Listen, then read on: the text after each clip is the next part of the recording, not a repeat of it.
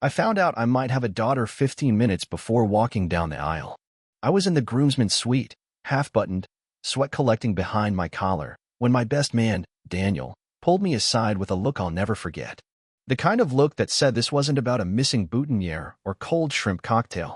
He leaned in and whispered something that stopped my heartbeat cold. "I think the flower girl might be yours, and the mother? Claire. Claire. My fiancé's maid of honor. And the woman I thought I'd buried in my past 5 years ago." I didn't say anything. I just blinked, as if by not responding I could hit undo on whatever bomb Daniel had just dropped. But he was already handing me his phone. A photo. The little girl in it. Maybe 4 years old, strawberry blonde curls, dimples, and those same almond-shaped hazel eyes I used to get compliments on from strangers. "She's got your face, Nate," he said, voice low. I stared at the screen. My stomach dropped. The world tilted sideways. The little girl was standing next to Claire, dressed in a tiny satin dress and holding a basket of petals, the very same flower girl I'd high-fived earlier that morning without a second thought. And now? Now Daniel was telling me she might be my kid. To understand why this shook me so bad, you'd have to go back 6 years. Claire and I were never official, not in the way people like to put labels on things. We met at a friend's cabin weekend. Beer pong, bad decisions, too many stars in the sky. It started as fun. Then it got serious. Not just physical, real. The kind of serious where we talked about cities we might move to, pets we'd adopt. She once asked what I'd name a daughter if I had one. I told her Lily. Then it ended, quickly. No big fight. Just a text that said she needed space, and then a block of silence I didn't know how to fill. I didn't chase her. Partly out of pride. Mostly because it didn't seem like she wanted to be found. Fast forward 2 years, and I met Emily, my now fiancée. Smart, kind, the kind of woman who didn't make me guess how she felt. She was the antidote to all the things I didn't realize I was still bleeding from. And when she introduced me to her college best friend, Claire, at a holiday dinner, my knees nearly gave out. Claire didn't react. Not at first. She hugged Emily, smiled politely at me, and never once let it slip that we had history. I followed her lead. Figured it was water under the bridge, and a deep, cold one at that. We never talked about what happened between us. Not once. Until today.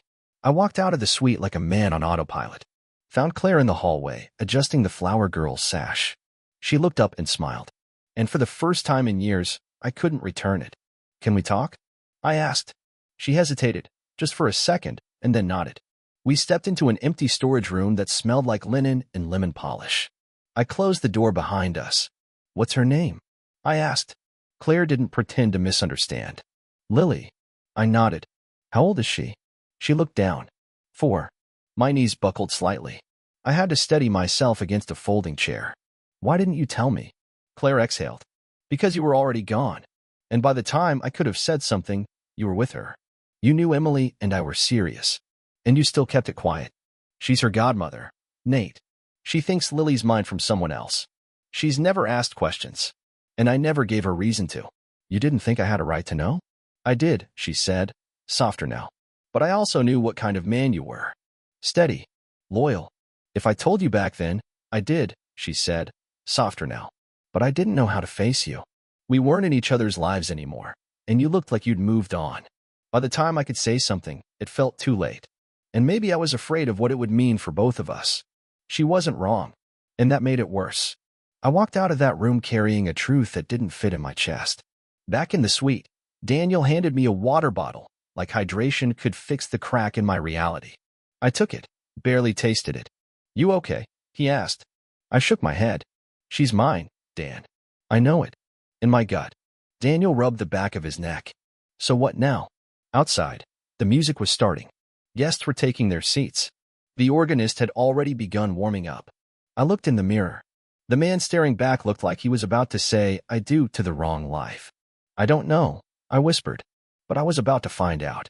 I didn't walk down the aisle. Not then, anyway. I told Daniel to stall, say I needed a moment, had a stomach bug, got lightheaded from the heat, any excuse that would buy me 10 minutes alone with the truth. Because now I wasn't just a groom anymore. I might be a father. And the woman I was about to marry didn't know a thing. I walked outside, past the catering tents and rented white chairs, to a gravel path behind the venue where the music couldn't reach me. I took out my phone and scrolled to Emily's name. hovered my thumb over it. But I didn't call. Not yet. Because how do you tell the woman you love that her best friend might have had your child and kept it secret for 4 years? How do you explain that the flower girl tossing petals down her aisle might be your daughter? Claire found me before I could call anyone.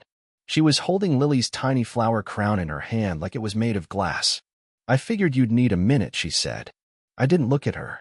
Just stared at the horizon, where the vineyard met the trees. She sighed. Because Emily asked. She didn't want some stranger as her flower girl. She wanted someone she loved. Claire hesitated. I thought I could keep it clean. Get through the day, smile for pictures, and go home. I didn't expect Daniel to notice. I didn't expect you to see her. She looked down at the flower crown. I thought maybe the secret could stay quiet. Just one more day. She doesn't know, does she? No. And Lily? What does she think? That she's here to help Annie M. She doesn't know anything about you. Not yet. I finally looked at her. Is it mine? Tell me, outright. Is she mine? Claire didn't blink. I never did a test, she said quietly. But yes, I know she is. The words landed like a bell toll in my chest. No fanfare. No dodging. No messy excuses.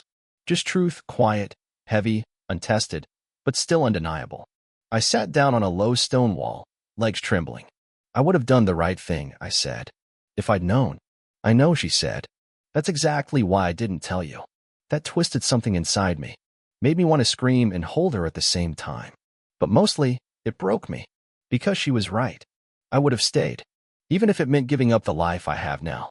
Even if it meant losing Emily. That's the kind of man I tried to be, the man my father never was. Why now?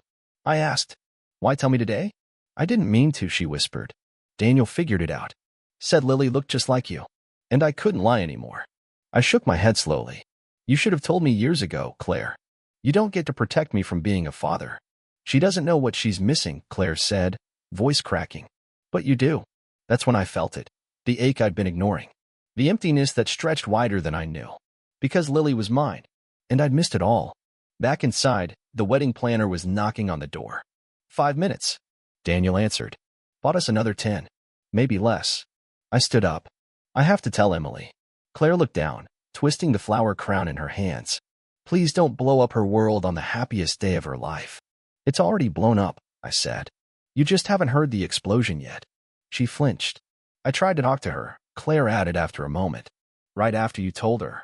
She wouldn't open the door. I nodded. Can't blame her for that. I don't, Claire said. I didn't want to hide anymore. I didn't mean it to wound, but it did anyway. And maybe that was fair. I knocked gently on the bridal suite door. Emily? It's me. There was a pause. Then footsteps. She opened it, radiant in her dress, veil pinned, bouquet half arranged. She looked like a magazine cover. My breath caught. She smiled, but her eyes narrowed slightly. Everything okay? I took a breath. No. The smile faded. What is it? I looked at her, at the life we built, and I knew there was no easy way to say it. So I just did. Claire's daughter. Lily. She's mine. Silence. Emily blinked. Once. Then again, slower. I'm sorry. What? She and I, before you. A long time ago. She never told me she was pregnant. I didn't know. Until today. Emily stepped back like I'd slapped her. That little girl, the one in the dress, the one who's been calling me Annie M all week. She's my daughter, I said. Ours, Claire's and mine. Emily sat down, bouquet forgotten on the floor. She lied to me, she whispered. I didn't correct her. Because we both knew that wasn't the only lie. Outside, the music had stopped. The guests were murmuring. The sun had started to dip. But inside, the real storm had just begun. Emily looked up at me, tears forming now, soft and slow. Did you still love her? She asked. I don't know, I said, truthfully. I didn't think so. Not until I saw Lily. Do you love me? Yes, I said. God, yes. But even as I said it, I knew love might not be enough to fix this. Because the girl I loved had a daughter I didn't know I'd made, and the woman I loved now didn't know how to forgive either of us. She stood up. Tell them the wedding's delayed, she said, voice like glass. How long? I don't know. She closed the door behind her. And just like that, the ceremony was over. To be continued in part 3. The chairs were still set. The aisle was still lined with rose petals. The music had stopped, but the silence was louder. Guests were whispering, fanning themselves, checking their watches like time could fix whatever had just cracked. I walked back into the side hallway where Daniel was waiting. He didn't ask, just looked at my face and knew. Postponed, he asked. For now, I said. He nodded. Didn't press. That's what brothers in everything but blood do. They hold space for your world to fall apart, without demanding to see the debris. I looked around for Lily. Claire had taken her to a corner room near the back, a little lounge with juice boxes and snacks for the kids. I peeked in. There she was, sitting cross-legged on the floor, talking to a stuffed unicorn like it had very strong opinions about petal placement. I stood there in the doorway longer than I meant to, just watching. She looked up, paused, then gave a shy smile. Hi, she said, a little cautious, like she wasn't sure if I was someone she knew or someone new. Her voice still hit me like sunlight on skin after a long winter. Hi, Lily, I said, voice catching. I like your crown. She giggled. Annie Claire made it. But I picked the pink flower. Good choice, I said. The pink suits you. And it did. Just like the curve of her nose. Just like the way her eyes squinted when she grinned. I saw myself in her. So clearly now it almost hurt. She tilted her head. You're the guy who was going to get married today. I was, I said, crouching down slowly. But sometimes grown-ups have to pause things. She frowned. Why? I didn't know how to answer. Not in words a 4-year-old could carry without dropping. So I just said, because there's something really important I just learned. About you. Her face lit up. About me? Yeah, I said. You're very special. And I think I might be someone special to you, too. She blinked, considering. Like family. I nodded. Exactly like that. And right then, Claire walked in. Her face went pale when she saw us. I didn't mean to, I started, but she shook her head. No, she said, voice soft. It's okay. She turned to Lily. Hey, sweetheart, can you go pick a snack? I think they have those bunny crackers you like. Lily jumped up and ran to the corner table. Claire and I were alone. She's smart, I said. She's everything. Claire replied, eyes already wet. I leaned against the wall. Emily postponed the wedding. Told me to let the guests know. Claire winced. I'm sorry. Why didn't you ever tell her? Claire exhaled like she'd been holding it since breakfast. Because I didn't want her to look at me like that. Like I was a threat. Like I'd been holding this grenade under the table, just waiting to pull the pin. Did you think this wouldn't come out? I thought I could control it. Keep the lines clean. I thought, maybe it wasn't fair to drag you back in. You had a life. You looked happy. I looked out the window. Happy's easy when you don't know what's missing. Claire's voice cracked. She's missed you, even if she didn't know it. I didn't answer, because I didn't trust myself to. I spent the next 2 hours doing what felt like emotional triage. I spoke to the planner, the caterer, the DJ. Told them the ceremony was postponed. No details, no gossip. Just facts. I called Emily's mom, who, thank God, handled the guests with grace and precision. Told them there'd be dinner, drinks, dancing, but no vows tonight. I watched as the crowd shifted from confused to concerned to politely celebratory. People danced, laughed, toasted anyway. Humans are oddly good at pretending nothing's wrong if you give them enough cake. But Emily didn't come out of her room again. Claire didn't leave Lily's side. And me? I sat in the venue kitchen, tie loosened, staring at the cake topper that now felt like a cruel joke. 2 little figurines, smiling like they knew how the story ended. Daniel slid into the chair across from me. You okay? No, I said. Not even close. He nodded. But you're handling it. That's the scary part. He studied me. You love Emily? Yeah. But I ran a hand through my hair. But I can't pretend this didn't change everything. I'm a dad, Dan. Yeah, he said slowly. You are. And I missed the first 4 years. You didn't choose that. No, I said. But I choose what happens next. Daniel leaned back. What are you going to do? I don't know yet. But I need to talk to Emily. Really talk. Daniel looked toward the hallway, then back at me. Then I hope she opens that door. Me too, I thought. Because whether or not she did, my life had already changed. And I wasn't sure we'd all make it out the other side the same. I didn't sleep that night. After the guests left and the lights came down, I stayed behind with Daniel, sweeping up petals and packing favors that would never be handed out. The venue echoed in that eerie way empty places do. Like the walls were whispering the wedding that wasn't. Claire had taken Lily home before sunset. Said she didn't want her to see too many tears or hear too many grown-up conversations with jagged edges. I respected that. But when Lily hugged me goodbye, wrapped those little arms around my neck, and said, "You smell like marshmallows," I nearly lost it. I'd missed so much. First steps. First words. The time she probably skinned her knee and needed someone to tell her she was brave. That wasn't something I could make up for with birthday presents or belated lullabies. That was time. Real, honest time. And it was gone. Emily didn't return to our apartment that night. I waited, watched the clock tick past 1 a.m., then 2, then the soft light of morning. I left her messages, not frantic, not blaming, just real. "I'm here. When you're ready." She didn't respond. I couldn't blame her. She built this future in good faith, and I'd let a secret history walk straight into it and rearrange all the furniture.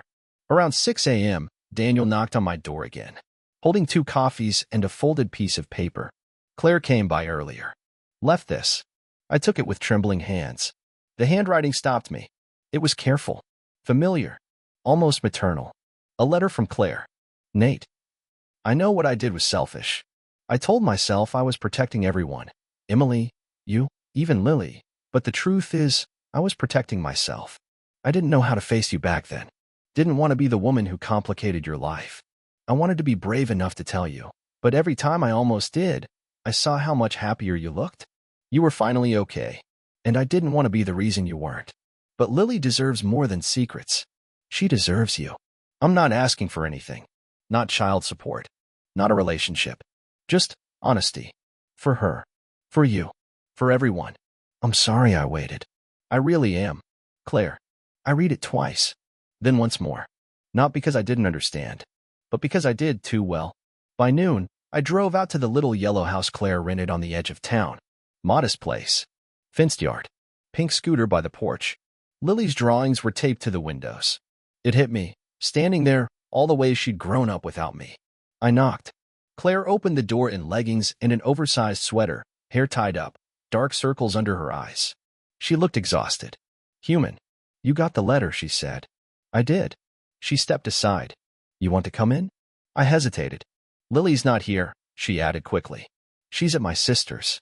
I didn't want her to see." I nodded and stepped inside. The house smelled like cinnamon and crayons. A little messy. A little loud. A little alive. There were toys under the coffee table, a half-eaten banana on the counter.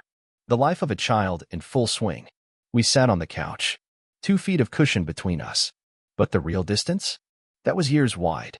"I read your letter," I said. "Thank you. For saying it. For admitting it." She nodded. "I wasn't brave enough before." "No," I said, gently. "You weren't. But you are now." She looked at her hands. "Are you angry?" "I don't know," I said honestly. "I think I'm too tired for anger. But yeah, I'm hurt. I get that. I missed yours, Claire. I missed her. That matters." "I know. But I'm not walking away," I said. "You're not going to scare me off. Not this time." She blinked. "What does that mean?" "It means I want to know my daughter." Claire's lips trembled. "I want to take her to the park. I want to meet her teacher. I want to know what makes her laugh. I want to earn her trust. And yours. If you'll let me." She didn't speak for a long time. Then she whispered she likes dinosaurs. The pink ones. And she hates yogurt unless there's sprinkles on it. She thinks the moon follows her car at night. And she sings herself to sleep with a song she made up about a cloud named Kevin. I laughed for the first time in days. It came out like a cracked window finally letting air in. "I'd like to hear the Kevin song sometime," I said. "I'd like that too." I stayed for an hour. We didn't talk about Emily. Not yet. That wound was still too fresh, and the grief had too many names. But as I stood to leave, Claire said something that stopped me. "She still loves you, Nate. Even now. She just doesn't know if she can do this with me in the picture." I turned back. "She's not the one I'm worried about," I said. "It's Lily." Claire nodded. "Then start there." So I did. 2 days later, Lily said my name. Well, not my name, exactly. She called me Nate, because that's what Claire called me, and in her world, names weren't titles. They were just sounds attached to faces she trusted. But hearing it from her, in that bright, curious tone, was like hearing my own voice played back for the first time. We were at the park. Claire sat a few benches away, reading, but not really, giving us space without pretending she wasn't watching. Lily and I were digging in the sandbox, her little plastic shovel flinging sand like she was building a fortress from scratch. She turned to me mid-scoop. "Nate, Can you make the tall part? I blinked. The what? She pointed to a lump of wet sand. The tall tower. Like in the princess books. I grinned. You got it. She smiled and went back to digging, humming a made-up song about a squirrel who owned a bakery. I scooped and patted and tried to breathe through the knot in my chest. Because that one word, Nate, carried the weight of everything I'd missed and everything I still had to earn. Claire and I didn't define anything those first few weeks. We texted, talked, traded Lily back and forth like two people who were still trying to believe this was real. And honestly, I didn't push for labels or decisions. Because this wasn't about us anymore. This was about a little girl who thought the world was safe and full of songs, and I wasn't going to be the reason she learned otherwise. Emily still hadn't reached out, and I didn't push that either. But every time I passed the ring box on my dresser, or the framed engagement photo in the hallway I hadn't taken down yet, something inside me tugged, like a ghost still waiting to be acknowledged. Then, one Friday afternoon, I came home to find an envelope at my door. No stamp, no return address, just my name, in handwriting I knew too well. Emily. I sat on the edge of the couch, took a deep breath, and opened it. Nate. I didn't know how to say this out loud, so I didn't. I needed time. To be angry. To be confused. To mourn something that died before I even knew it was sick. I loved you. I still do. But I don't know if that love can survive what happened. Not because of Lily. Not even because of Claire. Because of the space between what I thought we had and what was always hiding behind it. You didn't lie to me. But the truth lived right next door. And I never even knocked. You have a daughter. And she is beautiful. And innocent. And real. And I'm not the villain in this story. But I'm also not the hero. I want you to be happy, Nate. I do. Even if it's not with me. Emily asterisk. There was no postscript. No PS to soften the blow. Just those words. Clean. Final. And when I folded the letter and set it down, I didn't cry. Because somewhere in me, I'd already known. Later that evening, I picked up Lily for our usual weekend walk. She held my hand as we strolled past the pond, talking about ducks and clouds and how jelly beans were definitely a food group. She tugged on my sleeve. Nate. Yeah. Why do you look sad today? I paused, kneeling down to her level.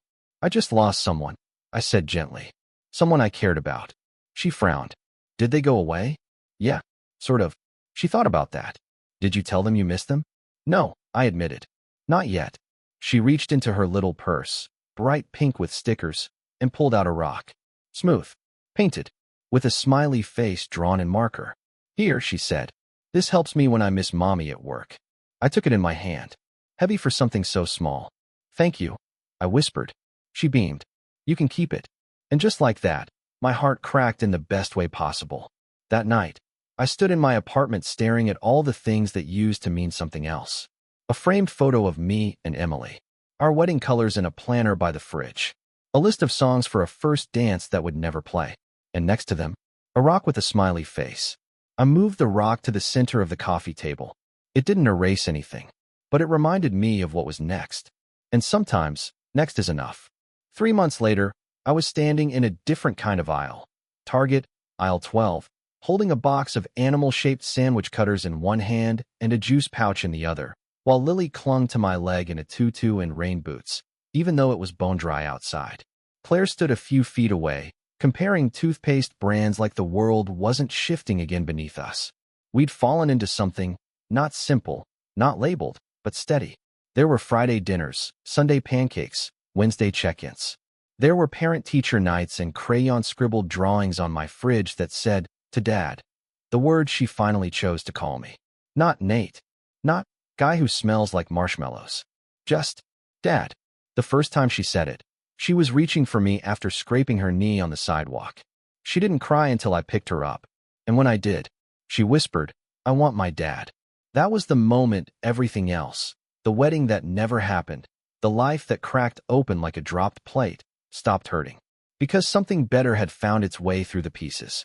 Emily never came back into my life. Not with words. Not with regret. Not with a phone call wrapped in nostalgia. She didn't have to. Some stories end quietly. But that doesn't mean they didn't matter. I think of her sometimes, not with bitterness, but with gratitude. She was the bridge between who I was and who I became.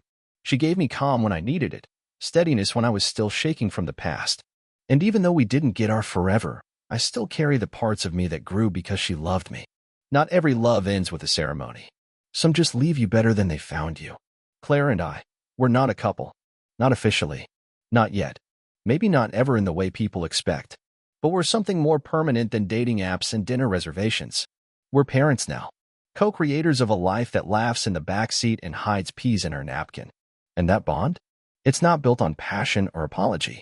It's built on mornings where she texts me, "She lost her left shoe again, check your car."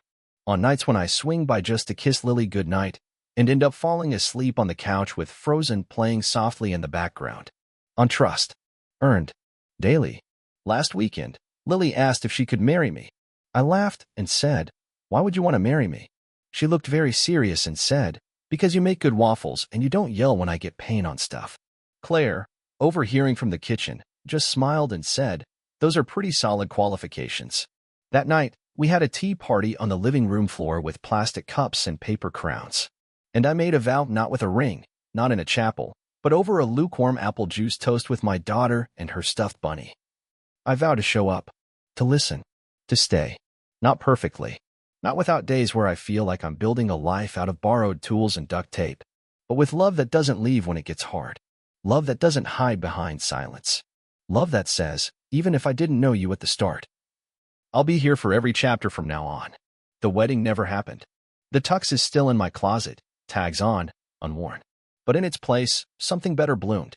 A home, a daughter, a bond one never saw coming, but now can't imagine living without. So if you ever find yourself standing at the edge of a life you thought was certain, holding a truth that knocks the breath out of your chest, don't run. Don't fold. Don't bury it. Look it in the eye. Because sometimes, what feels like the end of a story is just the beginning of the one you were always meant to live. And mine? It begins every time Lily calls me Dad. And I answer, always.